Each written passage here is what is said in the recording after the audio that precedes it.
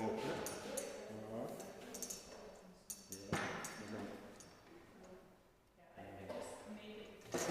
Oh, sorry.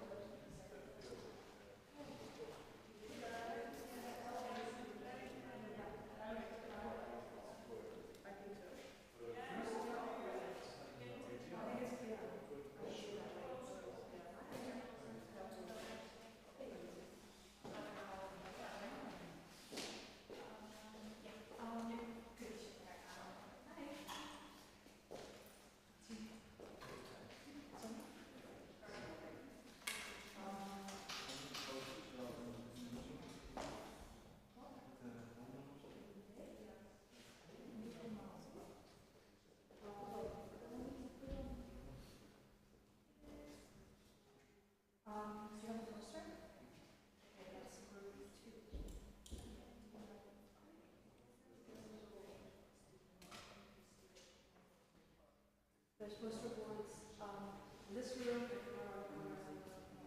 classroom.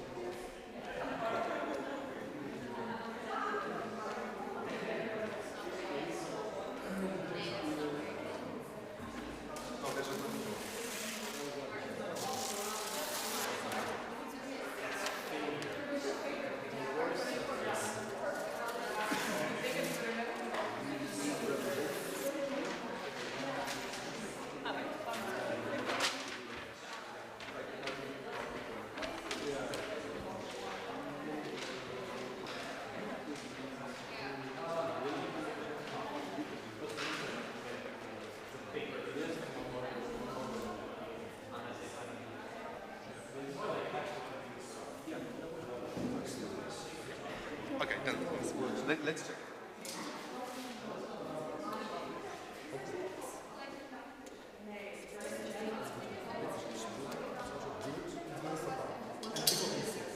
I'm gonna go find some people.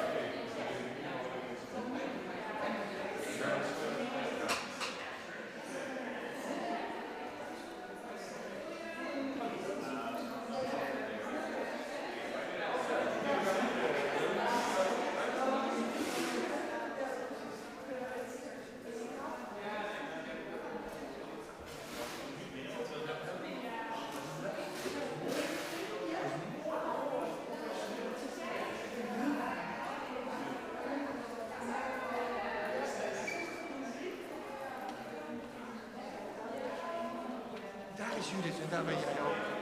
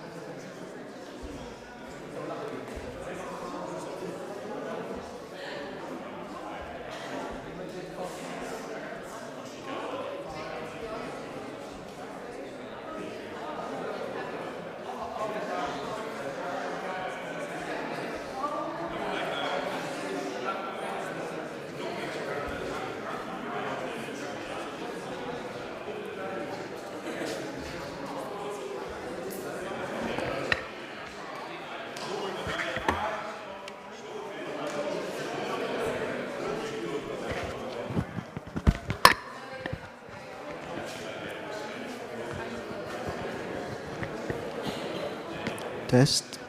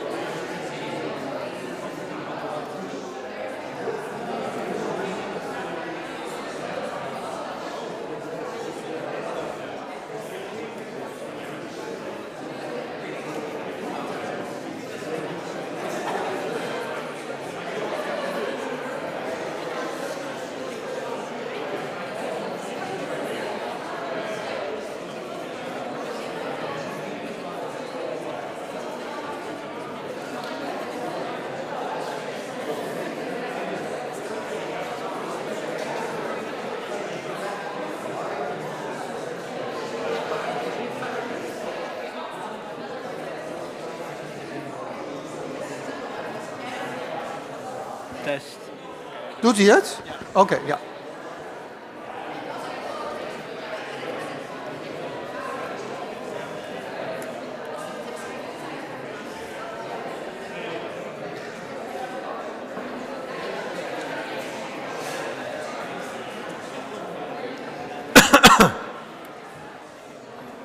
Oh, zit hier, hè? Ja. Okay, welcome everybody. I'm very happy we are here together at the first honors evening of the new year. And I hope you have all a good start in the new year. And I'm looking forward to many encounters in this new year. And this is a special day because this evening, traditionally, we have the presentation of exploration, in Dutch terreinverkenning, with posters, and we can see all our different work. And like a mosaic, we can see all the different projects people worked on. And new for this year, we have also presentations of good and geesteswetenschap, good and humanities, and there were this year 3 subgroups, and especially the Club Biodiversity will tell something about it too. Why is it important to be together? Sometimes this is not only very happy word, I have to say. We were concerned about the participation in our community, and now I'm very pleased to see many, many people. And let's held to this tradition because after COVID it was very difficult to start again, and I have perhaps romantically memories for the old days before COVID, and there were always very many evenings with many, many people. That's romanticized, but also in these days it was difficult to come together, but please, please come to our gatherings and ask your peers, students, to go with me. It is nice to see each other. Next Friday we have also a big event, and Chloe will tell about us in the presentation, and there are still room for people. I'm happy that we have already many participants, but there is still room to come. I think we are all depressed about political events in the world. I'm not going to say anything about it, but only thing I want to share with you, I think the most important thing is that we are open in debate. There's very much polarization, and I have also strong opinions about it, but the most important thing is that we can talk together, and also in an academic field. I'm not so happy always with the notion of safe spaces. I think we have to get along, and also with dissenting opinions, but always in an open, democratically ways to talk about it. I think there must be no taboos, but be aware that opinions can differ strongly, and in a community like this we have to look for this debate and this talk about the things that are happening. One of the nice and also a bit sad things is that we have the change of our student association Eureka, and one of the typical things of our honors is that we have also the change not in the actual year. Normally student associations are changing in the academic year, but we have the strange thing that we have the calendar year. I think that is a good thing, because you can have a natural continuation of the job. And therefore I want to thank Julia Schijns, Isa Den Toom, Jarno Smets, Mats Tieleman and Midas van der Wreting, that are the members of the old board. And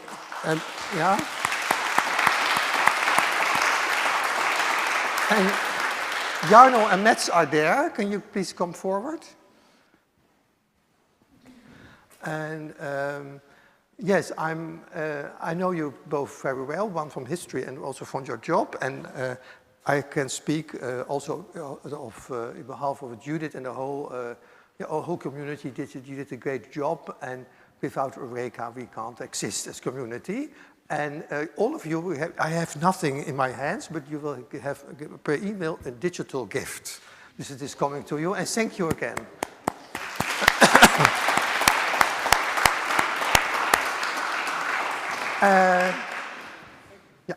And we have also a new board, the chair Katrina Baslava, and Casper Overeen, Hugo Groeneveld, Daphne Vitulani, and Doreen van Gerven. Can you come forward, please?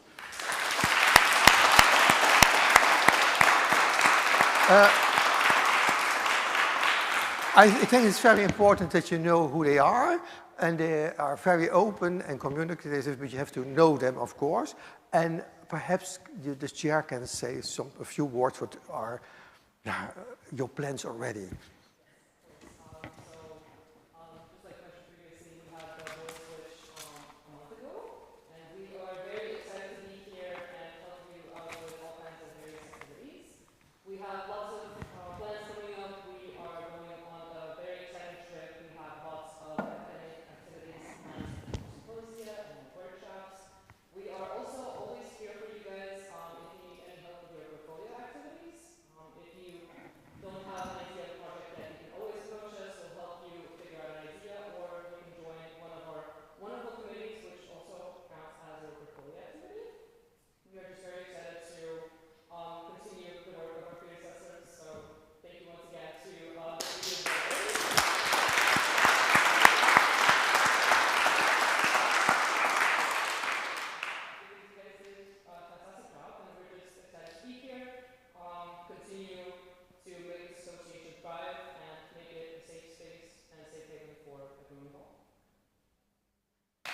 And good luck in the coming year.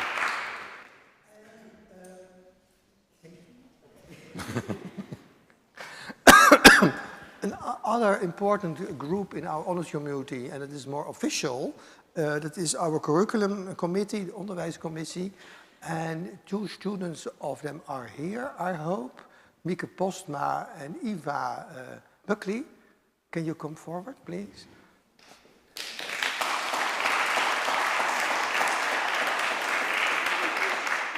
Eva and Mieke are the students members, and of course there are also members of the lecture staff, but perhaps you can tell something about your work, and they are also coming to education talks. Please.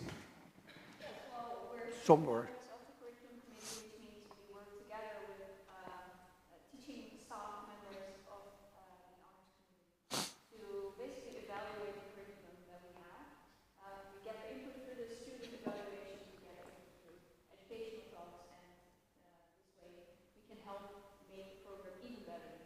So please fill out your care surveys. I think they're open for this fall, so if you want one, Yeah, and again, please come.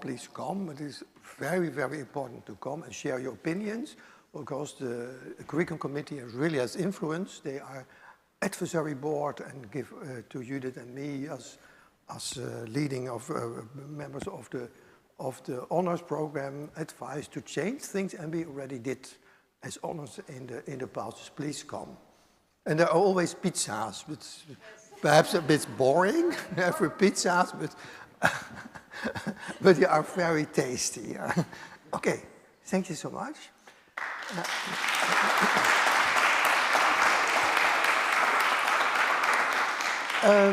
We are now going to the more content-based part of the program, and someone is going to present them. You did, huh? Yes, please. Let's see. So we now have been announced by the Council of Education. that's us again. We already did. Oh, wacht, ja. We have a little announcement, which if it could be put up on the TV, that'd be great. Yes.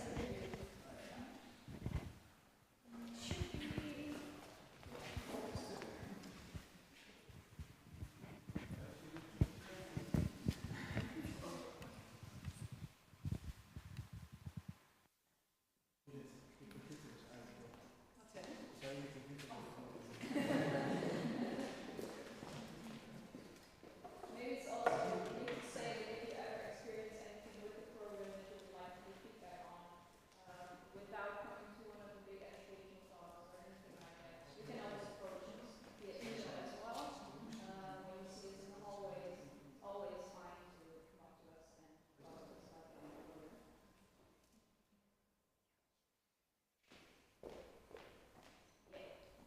So we wanted to also bring some attention to the student panel, which we are hosting this year. Yeah, so we've already got a few members from the history department and the art history department, but we wanted to pitch this to everyone in this plenary session because the student panel, it counts for portfolio activity, but it's a way to make your voice be heard and to really have that sort of hands-on improvement of the art program beyond just giving your opinion on surveys or coming to the we're looking for new members to the panel. We're sort of revitalizing it in the second semester, so it's going to start soon. So if you're finishing a block of things now, but have to have it next semester.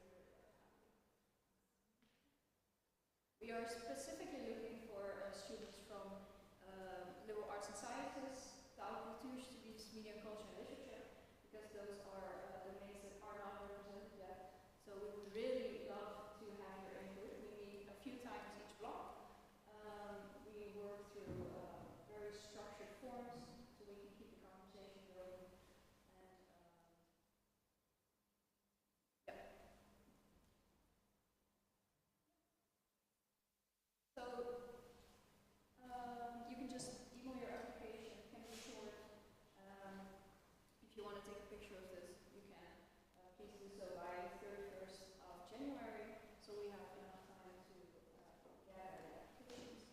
And we hope to see many of you in our inbox.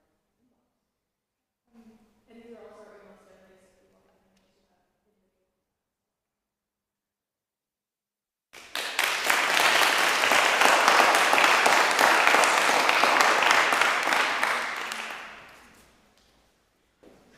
We will now get into the presentations about what each of you have been up to this block in your courses, and we will start with good humanities. So I think if Hugo Groenvelds and Melvin will come up here and do their work. And we're going to the next slide.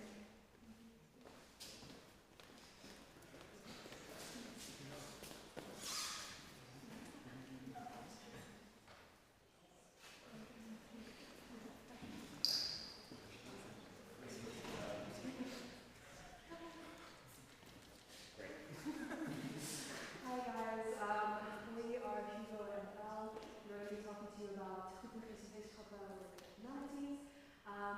This was a really fun course where we got to do a lot of interesting and exciting things that we didn't really have the opportunity, or traditionally don't have the opportunity to do, such as video essays and also teaching one another. So we're going to be walking you through all of the things that we... Can you speak for the microphone? Oh. Oh, you're not.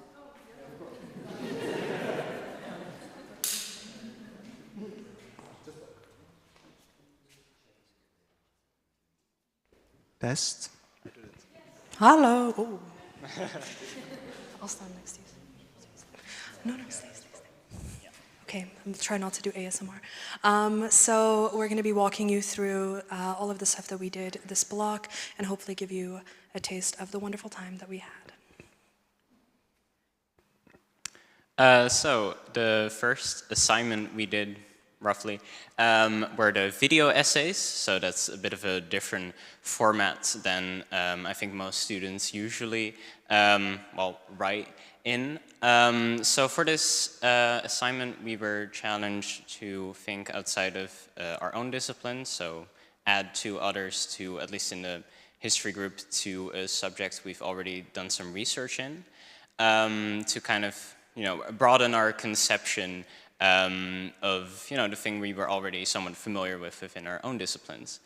So, to give a brief example, I looked at spiritualism, but I also looked at it from the perspective of sociology, which was quite a challenge because I know nothing about it. But I happen to know someone who does sociology, so we had quite some conversations about it, how they would approach it. And I kind of learned that they, or at least how she explained it, sociologists think a bit more in like large factors which could contribute to a movement, where I think a lot of historians think more in narrative. So that's an example of a thing that you can discover by interdisciplinarity. Then we also had the opportunity to teach one another by leading some presentations. So like Hugo mentioned, we were focusing primarily on interdisciplinarity and multidisciplinarity within the humanities. And so we had our classes were split into two groups, and one class led a presentation or a lesson on interdisciplinarity, whilst the other group led it on multidisciplinarity. This was super great because it was a fun way for us to interact with wicked problems and key concepts, and also to kind of force us to engage with understanding these things, interdisciplinarity and multidisciplinarity, in a very intentional manner, because we had to not only learn it but also teach it to our peers. We were also able to kind of intuitively then create opportunities to combine the humanities with some creative practice, as you will hear a little bit more about later. As within our groups, we also gave each other like little tests and games to challenge whether or not basically our classes had been listening to us. And so, for example, we were engaging with wicked problems, and so we would present a wicked problem and ask the class to come up with a way to approach that problem, and that could be done in a series of creative manners, such as one group that did almost like slam poetry, and we just basically got to have a lot of fun with it and kind of mingle a lot because this course had us interacting across disciplines, so we were no longer just with our own study groups, and that was great. So not only were we learning, but we were also teaching one another. So for, I guess what you could call the main assignment, we wrote critical responses to certain, well, parts of this book, critical concepts for the creative humanities. I guess you could describe it as like a big dictionary of different concepts which could be, which were analyzed within a book like very academically, but were also usable in a creative practice, so by artists. We all made groups with all different disciplines, and we tried to get different perspectives on the concepts. It would be way too much to explain all of the different ones that we did in even Dutch group, so I'll just give a short example. My group looked at rhythm, so in a creative practice, I think this picture is a very good example. You could see rhythm as a kind of repetition in time, where, to look at it a bit more philosophically, you have to have a conception of the instance that came before and an instance that follows to kind of even comprehend that such a rhythm is taking place. What I find very interesting about this specific painting is that because of the nature of paintings, you only have one instance you can show, unless you make a comic, of course. But you can kind of see the future instances and the past instances all in one. And I think that illustrates quite beautifully how rhythm kind of requires this, temporal element to be analyzed. So basically apply what I just said, that kind of stuff, that's what all the other groups did as well, with all the differing concepts. And I'm afraid I can't, although I would love to explain all of them. And then our magnum opus, the website that we had to create. So we had this is where the Dutch students and the English students got to combine and work together.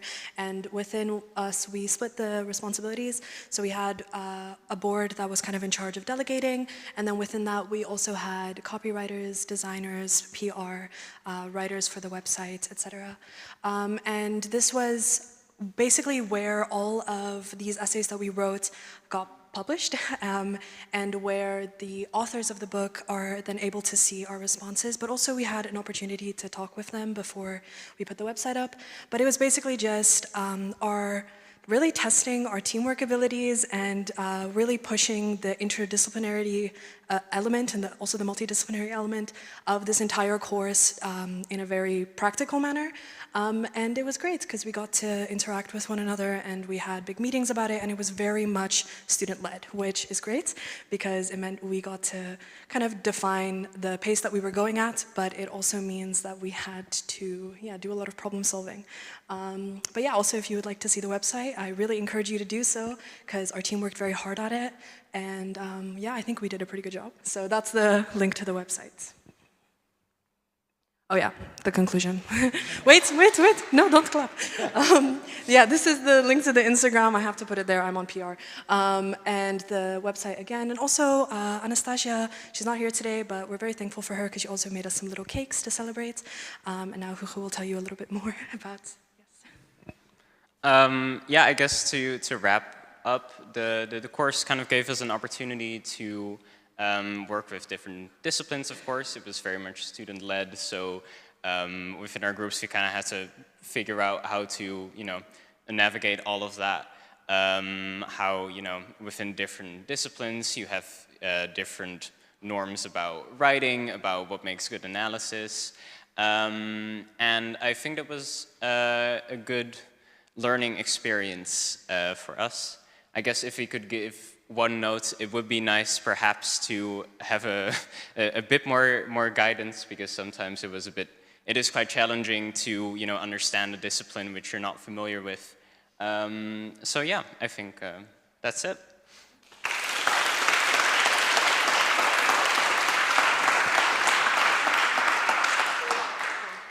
I like this idea of a literal talking stick. Yeah, thanks. So next up, we have the End of Evolution course and their presentation with Chloe Stoll, if I'm not mistaken. And a different slide, I think also, yeah.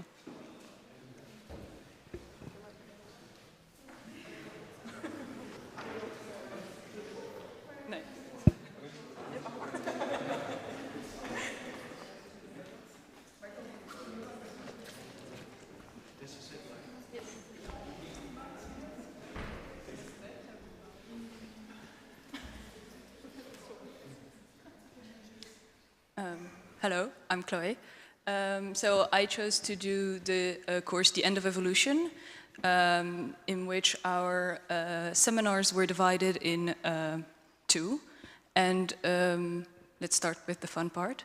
Half of our seminars was dedicated to basically organizing a workshop, which we are having on Friday, and someone made a beautiful poster for it.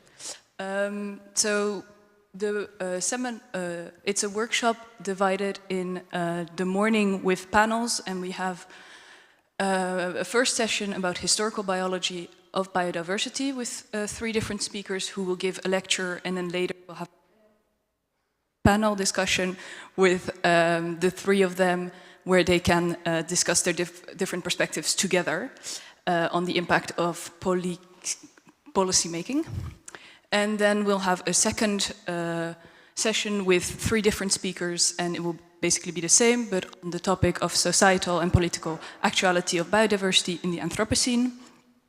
And then in the afternoon, we'll have a presentation by Matthias Glaubrecht, who wrote the book The End of Evolution, Das Ende der Evolution. Sorry for my German. That was the basis of our course, his book on evolution and the end of it and the human role in it. So we did a lot of planning for this. We made the posters, we invited the speakers, we did the catering, the finances. So our second half of the seminars was always dedicated to discussing with each other how far are we and what still needs to be done. And then for the first part, we had presentations by students on evolution, and they were divided in all the different perspectives that you can have. The historical perspective with mass extinctions, Darwinian perspectives with Darwin's Hofvijver, then the Anthropocene perspective with the short introduction, a brief introduction on the Anthropocene. And then we had globalist and political perspectives. And in each of these perspectives, a student or 2 could present what they found. It was really nice to learn from other students. They did the research, and then we could just listen and learn through that matter. And we had discussions if that was needed. And then we also discussed all our papers, which are all very multidisciplinary, which is a very big plus of this course, is that there are a lot of disciplines, obviously, because we have biology in there linked to our own disciplines. So as an example, I'm writing a paper on the Anthropocene in literature and how we can see the impact of the nuclear invention through literature, so with poetries. So yeah, this is what we are doing, and I hope to see many of you at the workshop. It will be very fun, we hope.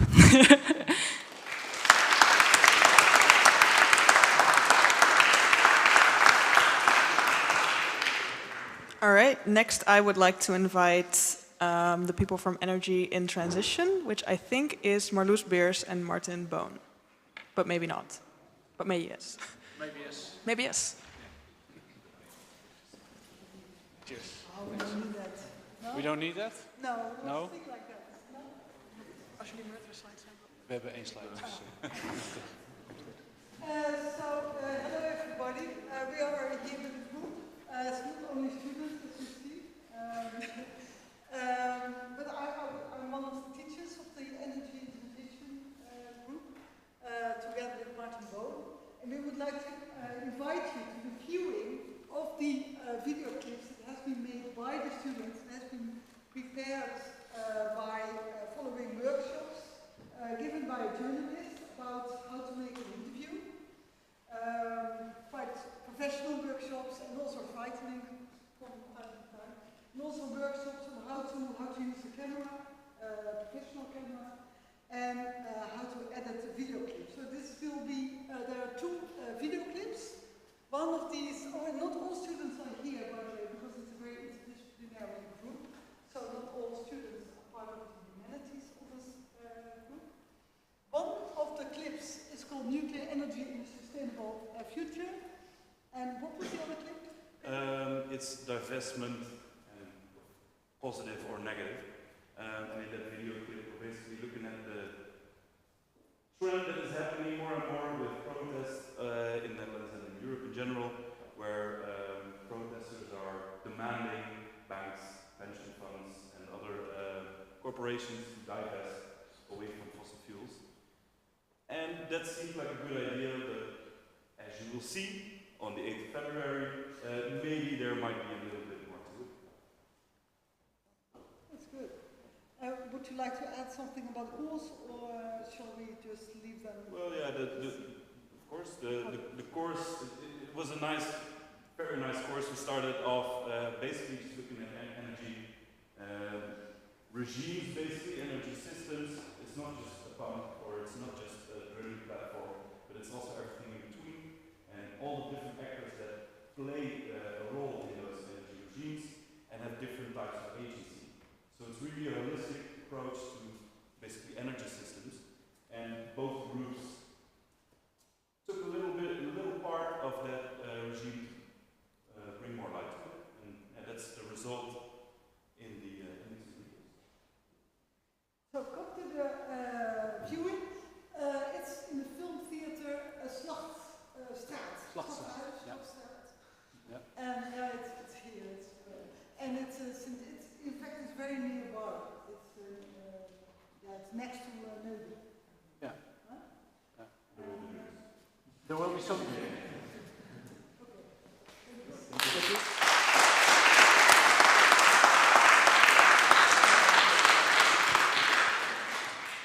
Okay, and last but certainly not least, let me look at my cheat sheets. We will look at the people from Creative City and their presentation with Rick Dolfijn.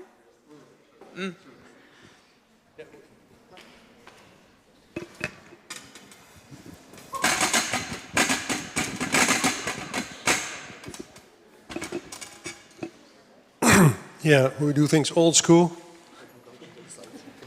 Yeah, the course was called the More Than Human City, and what an audience! We're all not here. not all of them, but quite. Oh, actually, they're all. I was only looking in this direction. A lot of people are here. Yeah, the More Than Human City. So the More Than Human City was about the city, but not only the more than human city. So the city was not just about humans, because this is what we usually do when we look at cities. We look at humans and we study human behavior. When we think of sociology, we only think that society exists of humans. And when we look at, for instance, law, we make laws only for humans. That's our thing. So this is what a city looks like. This is a nice summary that I make. Humans, but we also look now, in this course at least, at what else is there. So, for instance, the perspective of stray dogs, perspective of rats, anything with or without legs. We can also think of winds and of waters and of different ways in which cities are working. And what makes the city. So we had 3 guest lectures, people who came to our class. Well, the first one came from North Macedonia, talking about exhibition that was set up from the University of Skopje and at the Center for Contemporary Arts there. On what else goes on in the city. A lot of artists worked with them to set up new views on what city life is actually about. And then we had a guest from Sweden who did research on Japanese aesthetics and the city, and how that also is different from Europe. So, for instance, the whole story on shadows, the appreciation of shadows. And the last lecture was from, came traveling all the way from the Uithof. So it was someone from our geosciences department who talked about how the more than human city can be studied in Nepal. Actually did 8 years of field work in Nepal. So those were the kind of excursions that we made, and in which we kind of looked at how we can take up different perspectives. So very much, so to make it a bit more theoretical, very much anti-humanist. So when we look at cities, we tend to have this very European humanist perspective, whereas if we go outside of Europe, and if we look at other forms of being, then there are very different ways of looking at what a city should be or how a city should evolve. And especially nowadays, of course, this is a very urgent question with the climate crisis. We already talked about the Anthropocene briefly. These are issues that need to be on the agenda in many different ways. And and a course like this is also a call for attention, and how can we think about the city differently.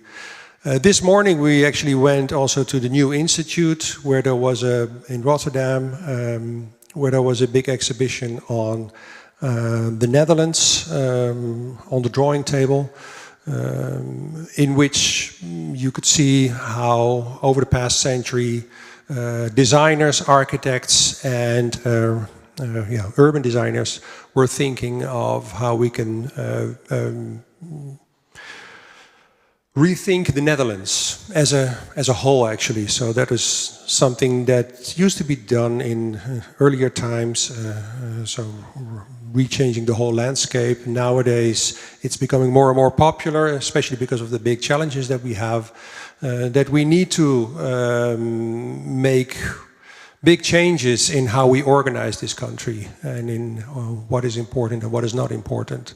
So it was very interesting. The curator, the main curator, was also giving us an introduction there and explained very nicely how nowadays more and more architects and designers are interested in searching for ways to save the cities or not. There are many different views, and it was very good to see this kind of a historical overview of how within the Netherlands this kind of designing of the country as a whole is a quite interesting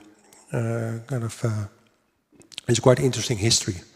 So that is something that we take into account. In the end, the question to the students was, think of some sort of a curatorial project, which means design an exhibition or whatever in which you take up this more than human perspective from whatever point of view. So I was very happy to see that the presentations, which were last week, were actually very different from one another, very different way of making use of all the materials that they were given. And we will now have the last few minutes. I have no clue how much time we have. People just keep on talking here. I thought we only had to do this in 5 minutes, but apparently we have more. So just keep on talking and see if people stop you.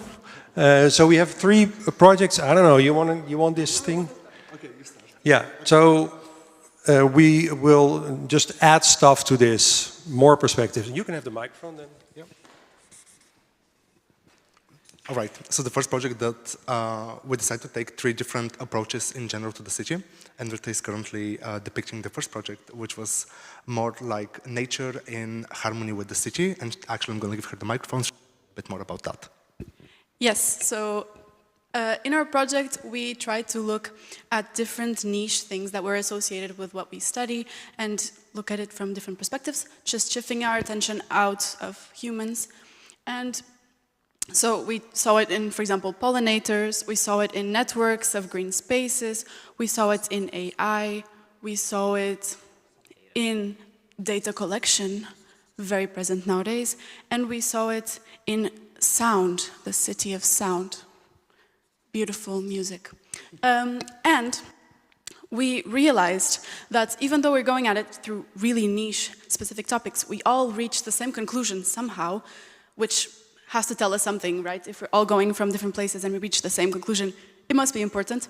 That's really nature, and having more green spaces in cities is a good thing for everybody, humans and non-human entities, just like sound. Who would expect that? Data, who would expect that?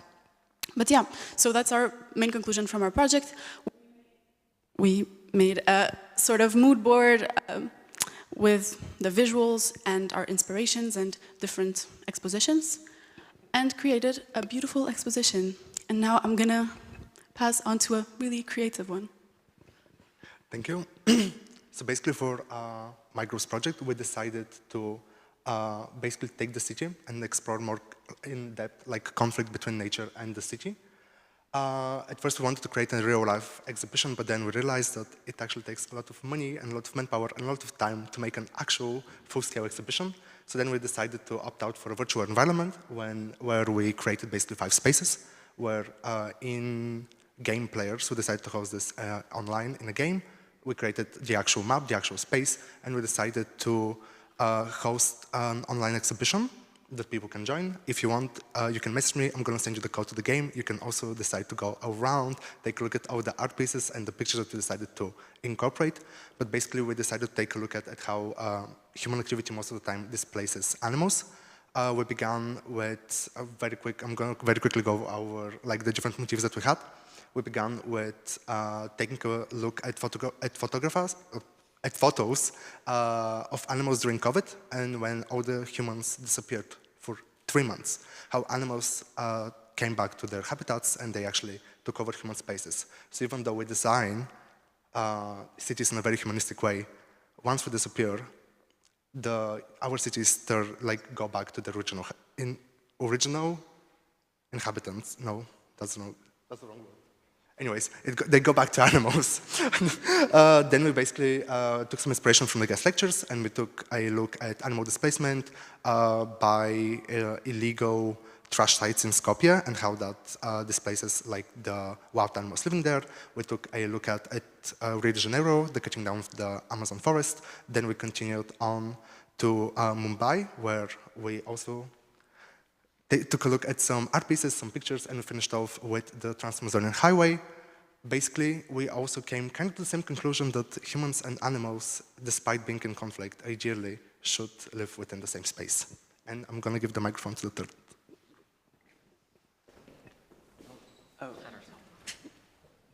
So we were the last group and we focused on climate change in Southeast Asia.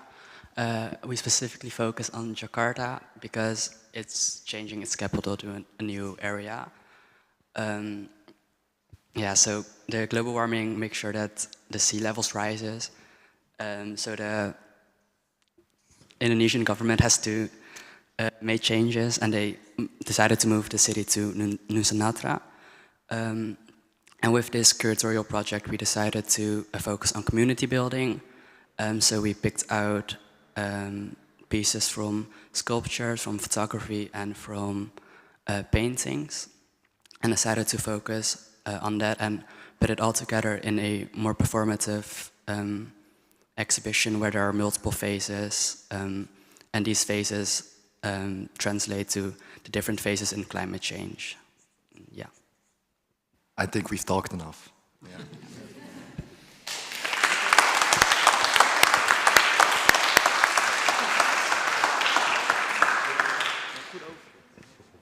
It's actually interesting that you have given this sort of anti-unionist presentation in front of Acer towering people. Yeah, we just take over, right? Yeah, this is a good summary.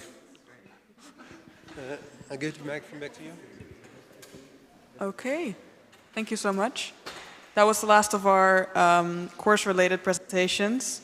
Next, I would like to do a shameless self-promotion for Eureka once again, because we do have a slide, and it would be a shame not to use it. So I would love to have my lovely board, or at least Katrina, because no one else wants to come. Okay, yeah, they do. Okay. And take it away. Thank you. Yes, so because our switch happens in the middle of the school year, we realized that not a lot of people actually know how to join and know a lot about our association. So we wanted to make it as easy as possible, and by scanning this QR code, you will be able to fill out a form to join our wonderful association. It is free of charge, which is something that not many associations have. And by joining this association, you'll be added to a group chat. You will receive all kinds of promotions, and we are absolutely sure that you will be able to find events that you would like to go. We have events from all different disciplines and arrays of activities. Some of the activities that we have done in the past are bi-weekly borals, where we meet up at our location, which is Teatro, and we just have a nice chat. We talk about our courses and just bond as a community. We also have our wonderful excursions. For instance, we recently, a few days ago, went on an excursion organized by Hugo, and we went to the Rijksmuseum in Leiden. It was a really great exhibition, and it was a wonderful chance to learn more about different periods in history.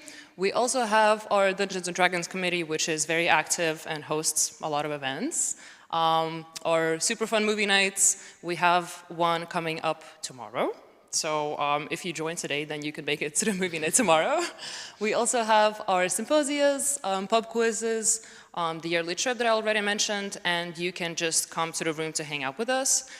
We provide free coffee and tea, and you can just have a chat about your courses or anything that might be on your mind. If you have any ideas for your portfolio, we are always here for you. We also have something called room days, which are specific days during the week where you will be able to find one of us in the room, and we are there for any of your needs.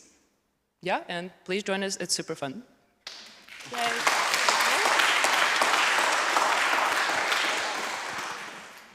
Okay, it's time for the moment we've all been waiting for. We're going to start with the poster presentations.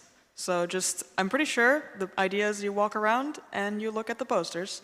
We're going to start the first round now, and about, oh, my phone. Okay, I'm going to guess here and say about, yeah, 1840, we're going to switch to the second round. So everyone who has their first round, get your posters, get presenting. And I will see you all in about 30 minutes. Good luck.